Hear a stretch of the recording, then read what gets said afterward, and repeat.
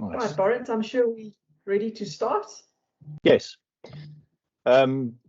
We have asked for an hour of your time, so I'm gonna kick right off and jump into it. We've got quite a bit of content to deal with today, and so I would rather we stick around for those that join late. But for you who are here, thank you for being on time, and let's jump right in. And welcome to what we call the Conquer Cashflow webinar. So we are really excited about the content that we're going to share with you, and yes, we'd love for you to be engaging with us on the chat. There will be some polls, and we'll talk more about that in a moment. So just to introduce, on the screen you'll see some logos and identities. So we are both we are from CoLAB, and the information and material we're sharing is a lot of it coming from a company called Scaling Up, and a guy by the name of Vern Harnish. We'll do some more introductions there, and then also we'll be talking about the cash flow story, an amazing tool that we're going to introduce you to, and share with you some of the things and what it can do for you. So just getting going with my computer working correctly. All right, just some housekeeping. We've made everybody, we've muted all of you and all your videos off just to manage the bandwidth and for us to have an orderly session. We're asking you to please raise any questions and comments, and please participate. Comment, and if you agree, disagree, share with us, talk in the chat. And this to us is more of a sharing of information, and we can learn so much from you as well, and between us, there's always great knowledge that's getting shared when we collaborate.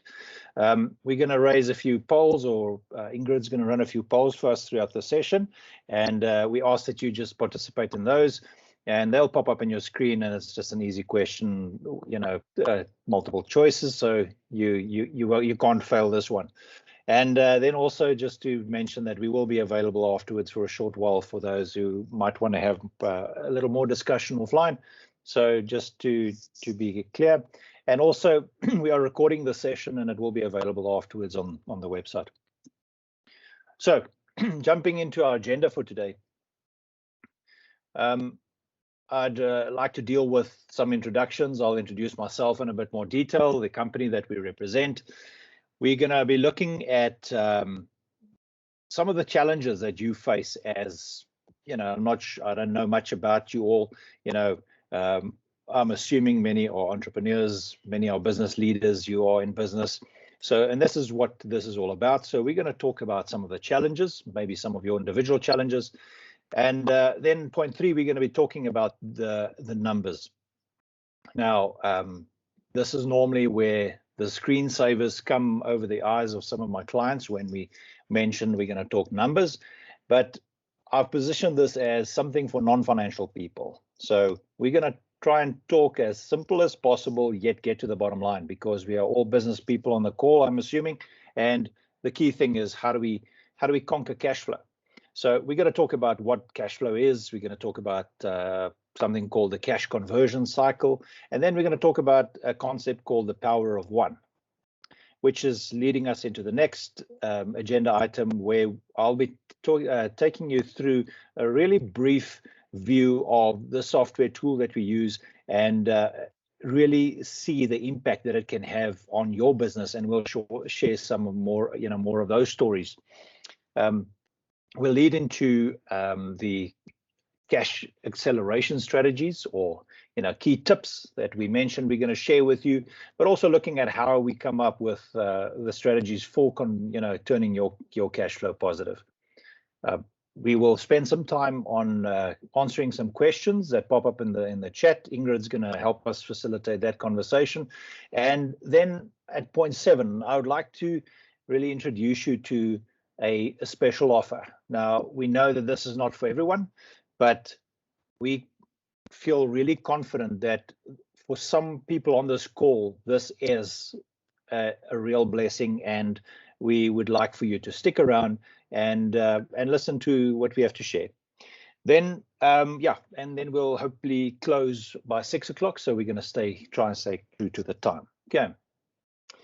All right, let me introduce myself real quick.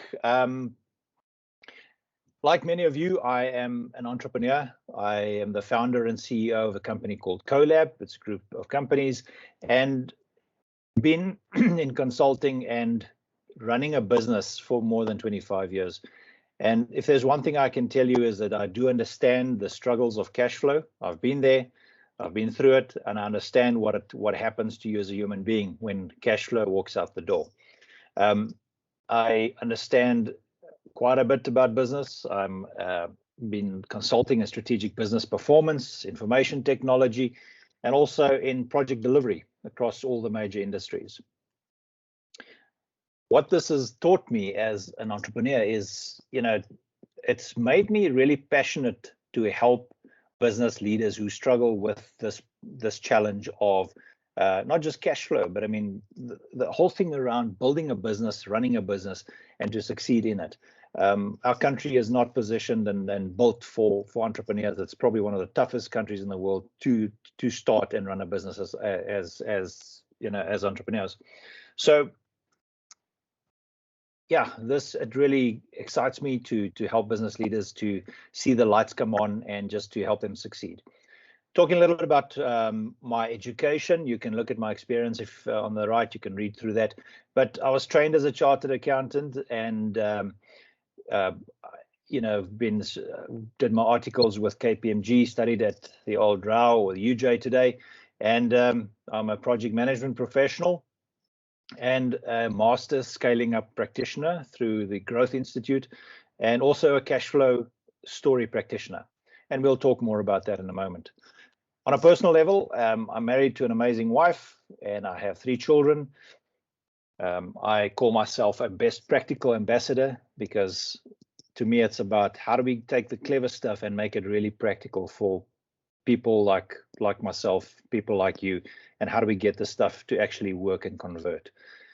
When people ask me if I have any hobbies, I tell them I have a bicycle and I have golf clubs. So those are my interests, and I sometimes wish I could spend more time on it.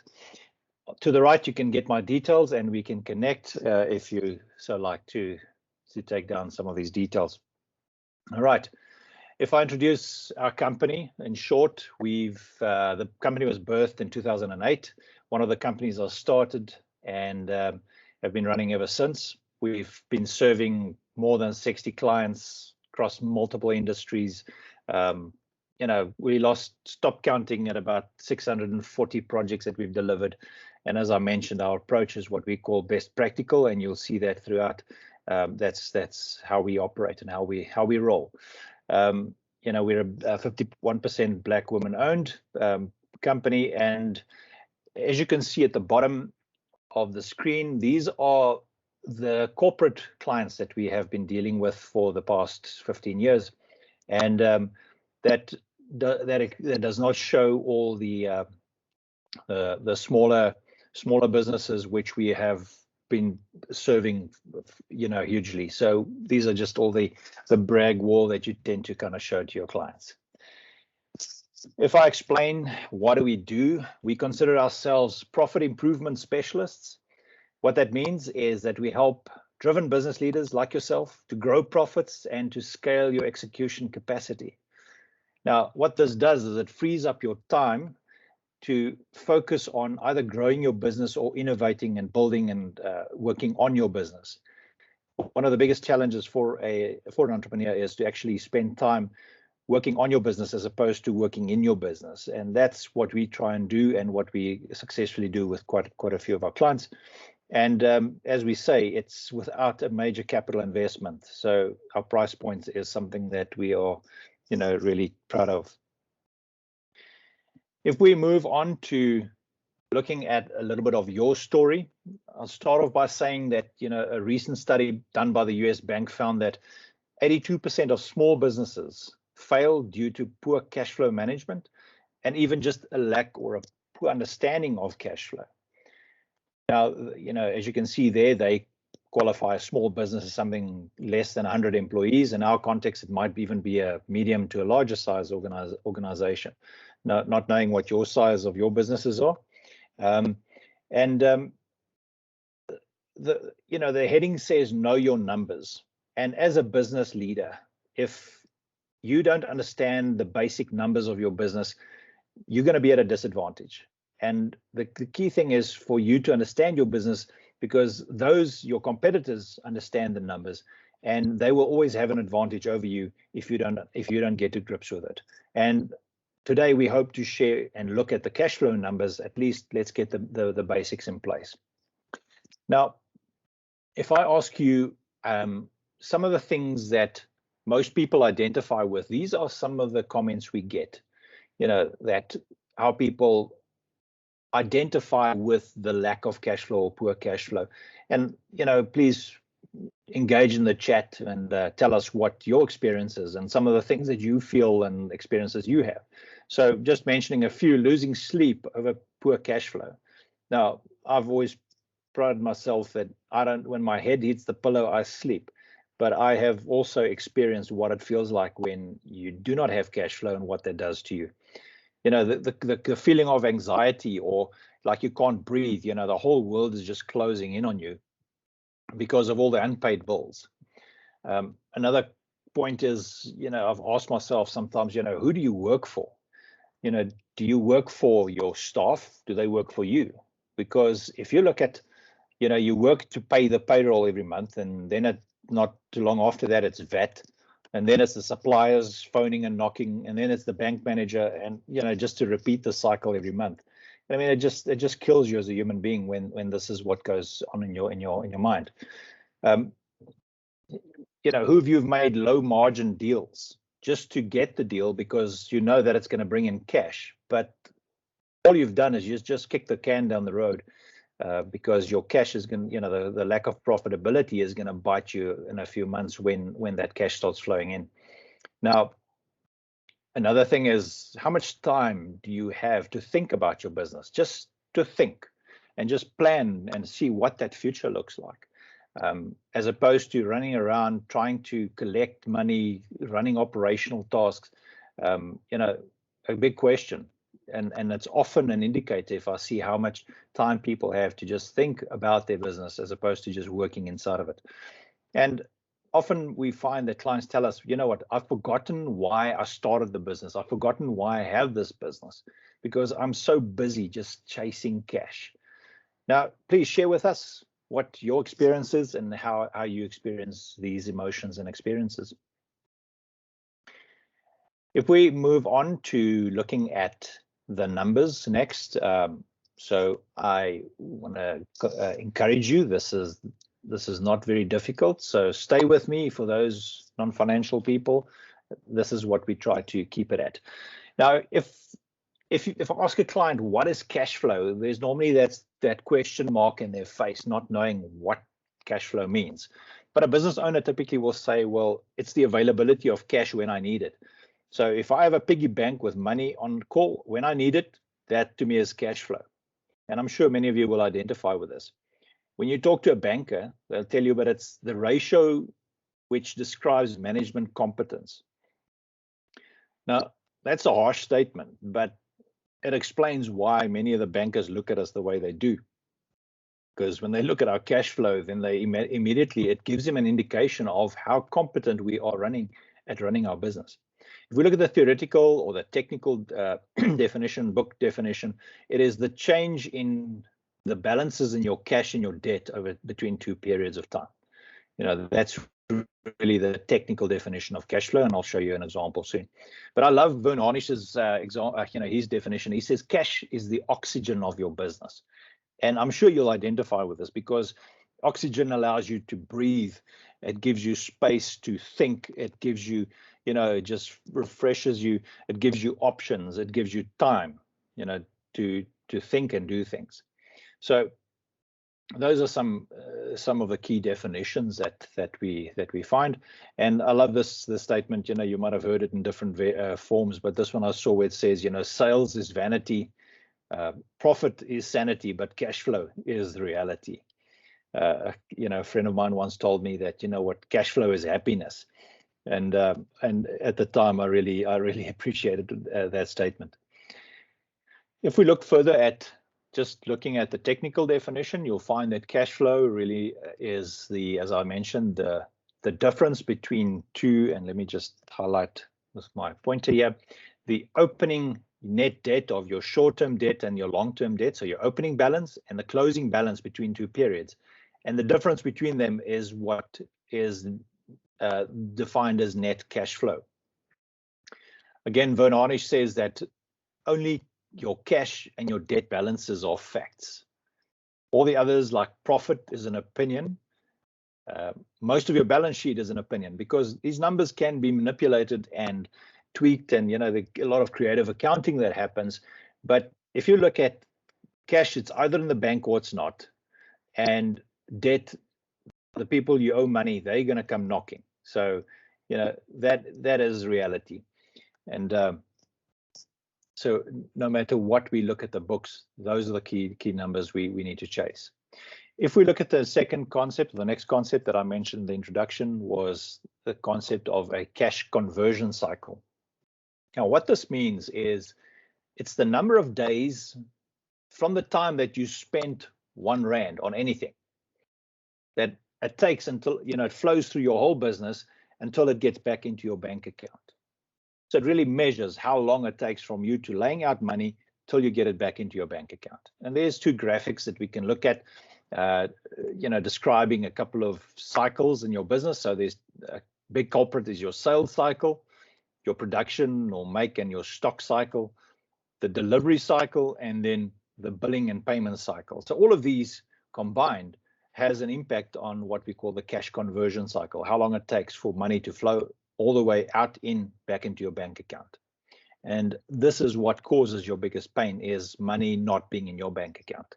On the right-hand side, here's another graphic just demonstrating how this is calculated, where you look at the net, how much days of money you have in your stock, in your debtors, and debtors, the people that owe you money. Stock is the goods on your floor, raw materials and work in progress and finished goods. And then we're talking about the days of creditors, those people that you owe money, that's on your books. And the net of that gives us the cash conversion cycle. Now, if I was to ask you, and please share with us in the chat if you like,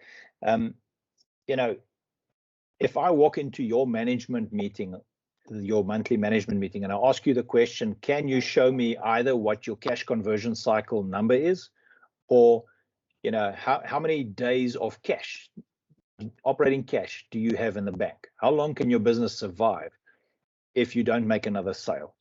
Are those numbers that you can readily share and just tell me? Because if you don't know, it's one of the reasons you don't know what's going on with your cash flow.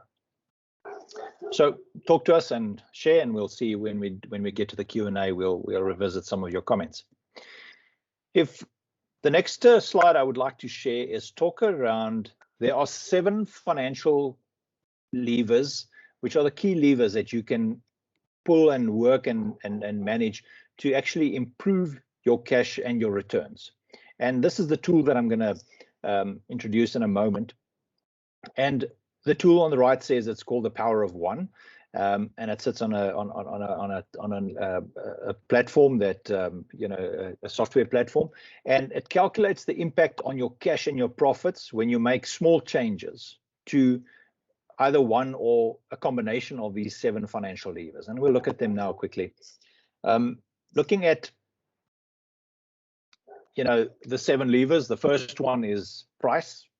Now, price, you can do something about that. You can either increase your price of goods, but it's often a tough one in our market. How do we increase price when clients are pushing down on price?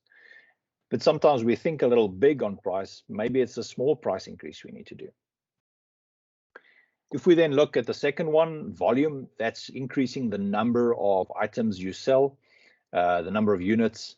So that's typically where we aim for growth, selling more. Number 3 is your cost of goods sold, so often called your cost of sales. How do we reduce your input costs, the cost to actually make the products that you sell. Finding ways to do that. Number 4 is your overheads, your operating expenses, finding ways to reduce that. Now, this is a big focus area for big companies, and many companies, the boss will come in and say, I need a 20% reduction in overheads. Don't care how you do it, just make it happen. And that is the toughest thing to achieve. I've heard, often people say, I've saved myself, poor, but I can't save anymore. What else must I cut away? And overheads is often the thing we go to first, but it's not the biggest lever. Then if we look at number 5, the accounts receivable, or your debtors, the people who owe you money, how do we collect that faster? Ways of doing that. Number 6 is stock. And again, we've seen an example. How do we reduce the stock? And it doesn't sound like it's got an impact on cash flow, but we've recently helped a client where they're a heavy stock business. Their whole business is dependent on importing stock, keeping it, and then they've got it available. But their stock turnovers were sitting at 270 days, 9 months of stock. So the stock was sitting on their floor for 9 months before they would sell it. And through strategies, we helped them come up with ways to reduce their stock. And we brought it down all the way to roughly about 120 days. There's, reduced it by about, if I remember correctly, it was about five months. And the impact is enormous. So, by just understanding what lever to pull and what you can, you reduce the impact on your cash flow, and you see how that impacts. And then the last lever that we're focusing on is the creditors, or the accounts payable, people you owe money to. And how do we slow down the payments to them? Now, I'm not a big fan of this one because, if you expect people to pay you on time, then surely you should also honor that and pay them on time. So morally, I don't really like this one, but it is still a big, a lever, and one's got to look at it and, at least consider what impact it has. So what I would like to do now is switch to the Power of One, which is the tool I would like to show, and I'm going to show you a few slides there. Just to introduce it real quick, it covers, and these images are really just there as placeholders. You're not supposed to be able to read them in detail. It just tells us that the first step is to collect data. We collect a few numbers from you as clients, and then we analyze the information. We use the software, and we do in-depth analysis of your cash flow situation, and then produce a detailed report where we can see all the critical statistics and things that that gives us insights. And then we go through the exercise of the Power of One, which I'm going to demonstrate in a moment. And from there, we come up with action plans and specific strategies for turning your cash flow positive. So that's the whole flow of this in a nutshell. I'm just going to switch between screens real quickly and walk you through the tool.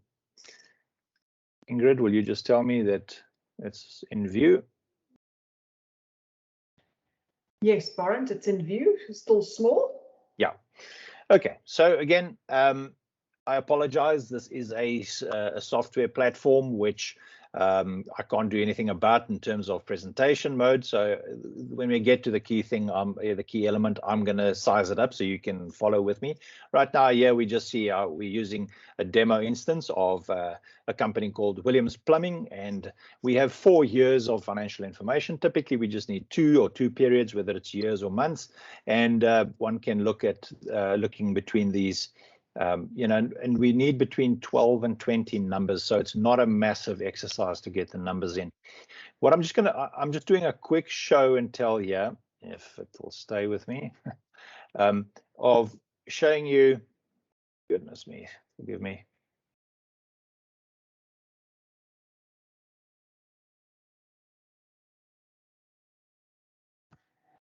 Okay. All right. So what I'm going to show you is just from there, we do a detailed analysis on different metrics and numbers, profitability trends, revenues, what's going on in what the numbers tell us. And it covers, I spoke about the cash conversion cycle, and it calculates that number for us. Just running through this real quickly, and it looks at various components, which gets very technical and heavy. So I'm not going to spend too much time on this, just to demonstrate that there's a huge amount of detail and insights that we glean from the numbers. The key thing we want to get to is this portion here, and let me just size this up. There we go. All right. So I'm sizing this, and this thing is going ballistic, so forgive me while I reset it. All right, so this is, you've seen a graphic of this on the slide, and this talks about the power of one. And what that means is this client, Williams Plumbing, has got a negative cash flow when we start of 3.2 million odd. And, so an overdraft, bank managers aren't happy. And if we look at this and we say, right, the 7 levers that we've spoken about, what if we could make an impact of one, just one, either 1% or 1 day on each of these levers? What would that do to our cash flow?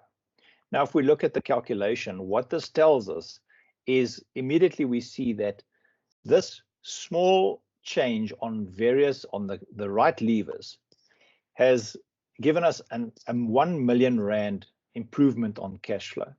So it takes us from a 3.2 million negative to a 2.2 negative. Yes, we're still in the red.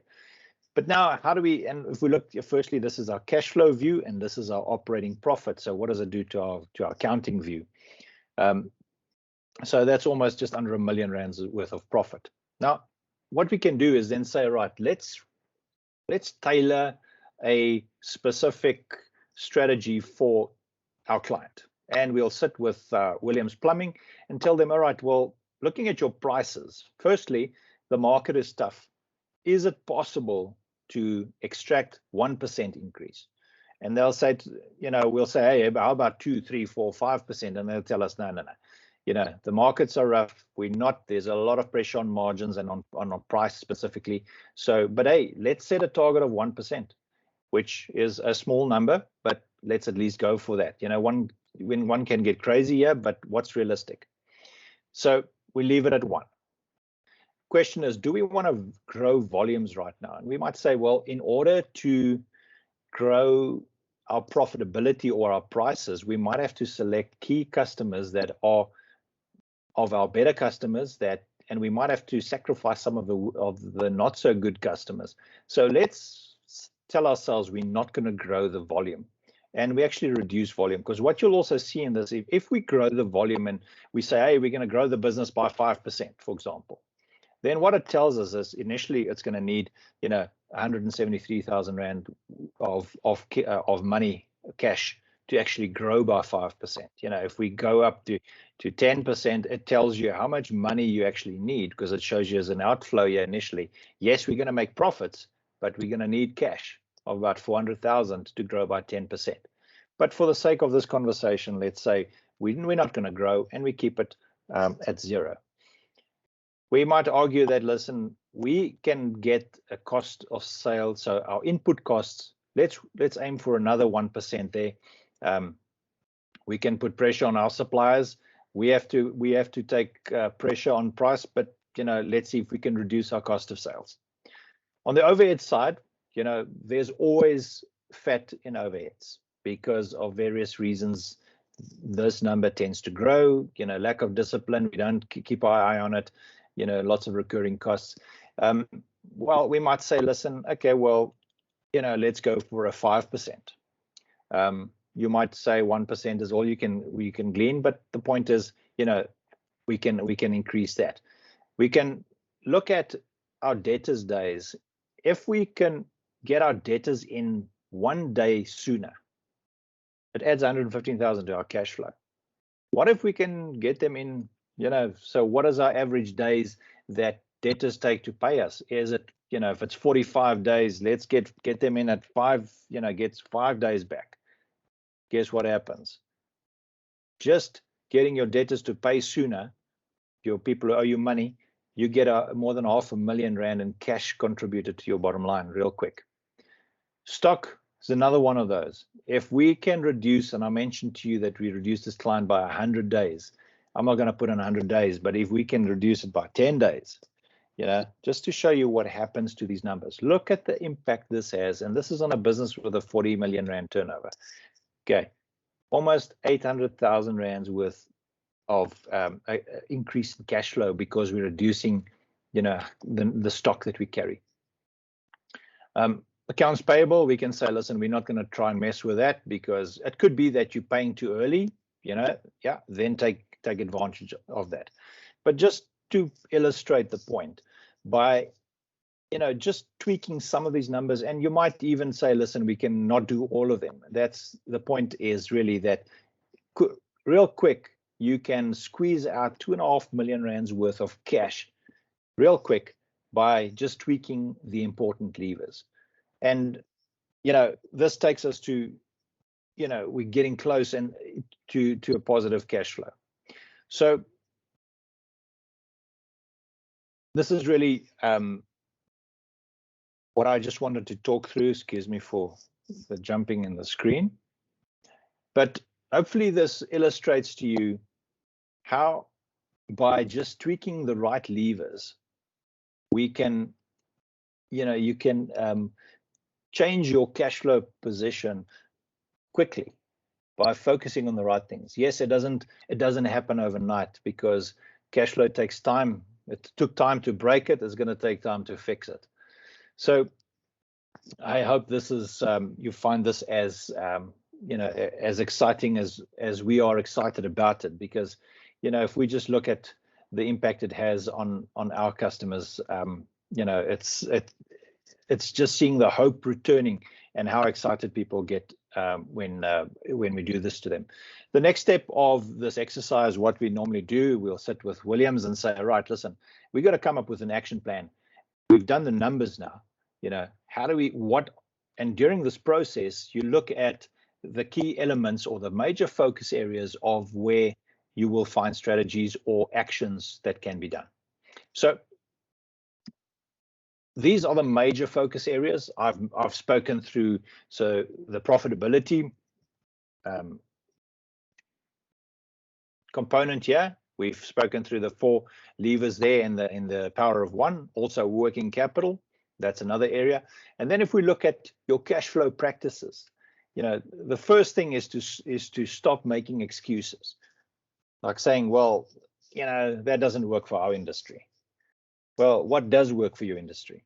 You got to find a way to get past your cash flow excuses.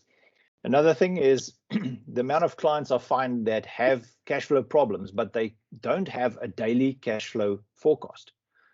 Knowing what happens with your cash every day. And I can tell you, when it gets tight, your cash gets terrible, this is your friend, because then you start seeing what happens to your cash on a daily basis, and you got to manage yourself out of that situation. Believe me, I've done this. I know what it feels like.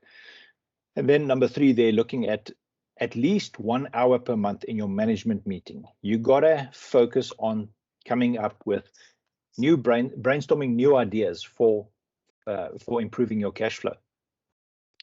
And one of your quarterly strategic objectives has to be a cash flow initiative of how you fix your cash flow. So putting it on the radar, because it's crucial to your business, is looking at your cash flow practices. Now, these are just some of the strategies that one can follow. And if we look at the cash conversion cycle here, or your operating procedures, there's a vast amount of things that can be done here, and I'm going to share some of them in the next slide. So number 1 is to shorten your cycle times. I've mentioned to you that the different cycles that run in your business, by just shortening them, it has a major impact on your cash flow. Just to illustrate the point here, that a business with a 30 million rand turnover, improving their overall cash conversion cycle by 30 days has a 2.5 million rand impact in the bank. So these are the things we need to tweak and fix in the business that to improve your cash flow. Eliminating mistakes is another one. I don't know if you have ever received an invoice from a supplier and it's full of errors, or there's a mistake on it that doesn't add up, or whatever the reason is. And now what happens? You got to send it back. You got to ask questions. You get annoyed. You want to pay it, but now there's a problem on it. All reasons for cash not to be into your bank account. And then number 3 is looking at how to change your business model. And let me show, talk to some of those. Yeah, so feel free also to chat to us and adding some comments to, if you have other ideas of what you do to improve your, cash flow. Here are some of the tips. These are generic ones, and we've summarized them for you here. Easy to screenshot if you'd like, and go back to them and read through them. First, the first page, these ones I have spoken through on the previous page, so I'm not going to talk more about them. If we get to the actual shortening of the different cycles, the sales cycle is normally a big culprit, because if you take how long it takes you to land a piece of business, that whole cycle determines how long you spend money before you actually land a customer. So shortening that period by tracking it, measuring it, will tell you, how long it takes you to actually land a customer while you're spending money on it. Delivery of your product or services, to shorten that. The quicker you get the product out the door, your service out the door, the quicker you can invoice, the quicker you can get the money. If we look at some of the billing and collections category, you'll see that ways of doing this would, ask for deposits up front. Now, some of us think it's not a done thing, but you won't know until you ask. And, just starting to implement these practices in your business to get some money up front. Don't care what it tells my customer. This is what I want, the money in my account, not in yours. I'll give you better value. We'll talk about that. You'll see later on, giving them some more value for doing that arrangement. Billing twice a month. Many businesses have fallen into the cycle of just billing once a month. Why not bill when the product is delivered immediately? Not wait for the end of the month. Billing twice a month, maybe changing your payment cycle to once a month, just sort of balancing or managing what comes in and what goes out. Getting your invoices out quicker. The amount of customers or clients I see with their accounting staff, there's a shortage of staff, not enough capacity to look after their billing. It's just wrong. You won't spend money on a salary for someone who's going to actually make sure that your invoices go out, chase up, building a relationship with your customer, as you see here, 5 days before it's due, building, following up, making phone calls. I'm just checking in. How are things going? Are there any problems with our invoice? The payment is due on Friday. Just checking if there's any problems with it. Can I expect it? I'll call you on Friday just to thank you. Whatever that takes, but it takes someone to do it. There's some ideas of getting your customers to pay by credit card. That way, they might not have the cash flow, but they can pay because they took the goods. They've got to pay. Another one I like is to, on your invoices, put in the tip that, tip for me is to say, this is due by May 31st. Don't say due in 30 days time, because when does 30 days start? Is it the day it's been sitting on the approver's desk or the manager's desk for 2 weeks? Now I sign and date it. Okay, so is it 30 days from signature? Is it, then there's just too many opportunities for mistakes. Rather say it's due May 31st, then there's no question that's the date. You might be on May 20th. You got to start, moving. And another one is just to keep asking, ask, and until you get your cash. Looking at general category, increasing the pace of everything, making getting things out the door faster, making sure that all your cycles are faster, looking at the sales, the production, service delivery, billing, and collections. Speeding up all of those cycles, making sure there are no bottlenecks in your internal processes, because that bottleneck is where your cash is getting stuck, is inside of your organization. Okay, so looking at operating practices to finish jobs quicker. If we look at the production side, are there ways of making sure that assembly goes faster? Because then we need less stock. We don't need to keep as much stock because we can do, manufacture faster. We don't need all the stock in the storeroom. There's some ideas here for upping your buying and payments. Also paying with a credit card, but then just to be careful that you always clean it out at the end of the month. You pay your credit card in full, not to let it roll over. Here's an example of getting your vendors to bid online for contracts. Speeds up that whole process, and you don't have to, everything, automating your business in such a way that it just speeds up every cycle. Then eliminating mistakes. I've mentioned, errors on invoices, missed deadlines. The construction industry is notorious for having multiple contracts and projects on the go at the same time, the same team working the different projects. And then what happens is the customer doesn't know what's going on, and just getting them to focus on one job, breaking up your teams so that they focus on one job and getting it done. Because if it's done, I can invoice, I walk the client through the site. Yes, I've got a snag list or whatever that goes with it, but I can ask for money and, clean it out, make sure that the team that built it will also follow up and clean up the snags so we don't have any issues, and make sure that the invoices go out. Understanding why your client is not paying is often a big culprit. Not knowing that why they are unhappy, and following up and asking them, why aren't you happy, and solving that problem. Then there's no problem with them paying you. There's a saying that a paying customer is a happy customer. So if they're not paying, you've got to understand, it's not always their cash flow problems. It could be your mistake. Okay, looking at changing the business model. This one often is a bit more tougher, but we're getting into that space of how the world is changing, that we've got to start looking at changing how we do business, and asking them to pay in advance is one of those changes. There are other examples of membership fees, and, depending on your business and how that works for you. Giving value back to the customer, if you give them discounts, moving the discounts into part of the payment. You can only get this discount if you pay me on time. We got to keep the payment and the terms as a negotiating tool, and saying, well, pay me on time, and you know what, we can look at the price. But then again, it becomes we got to make sure we don't give too much of the price away. In fact, we want to try and claw back some of the price. Recurring invoices at a cost model, making sure that if someone has to pay us on a regular basis, we automate that and get those payments in so that they run like clockwork.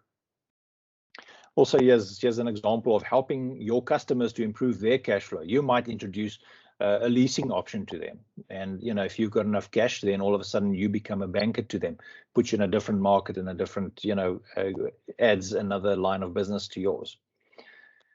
Okay, all right, so those are just a summary of some of the generic tips that you can apply, and I hope there's lots of value for you in it. And again, please share with us if you have any tips. Great to learn from you, and we can also enhance our learning.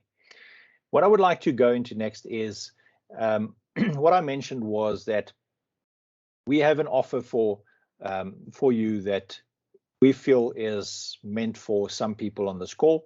And we understand that this is not for everyone, but we think we've done something that's amazing. So stick around and just look at the next few slides.